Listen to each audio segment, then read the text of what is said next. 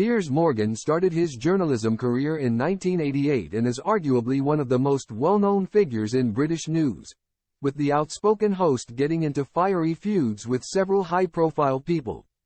Piers Morgan has been working in journalism for well over 30 years, and during his career he has experienced awkward encounters and fiery feuds with many high-profile celebrities. The 58-year-old, who started out at The Sun in 1988, is known for his outspoken personality and talking about controversial topics. Over the last few years, he has had public fallouts with the likes of Andrew Tate and Meghan Markle. One person whom Piers has had messy spats with is sports commentator Gary Lineker.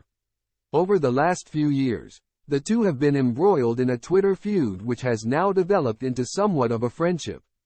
Initially, the Match of the Day host and Piers would argue over Gary's antics on the pitch and who the greatest player in the world is. They even had nicknames for each other, with Piers calling Gary Jugs and Gary labeling Piers Tubs. The two don't see eye to eye on topics such as salaries and politics. They had a huge row in August 2019 when Gary called out the government's decision to extend the suspension of Parliament. Piers slammed, says the man who has howled for 3 years that we should ignore the result of a democratic vote. To which Gary said, "We could though look at the crooked, lying nature of how it was sold to us back then by the elite now dictating, literally, and decide as a democratic country if that's still what we want."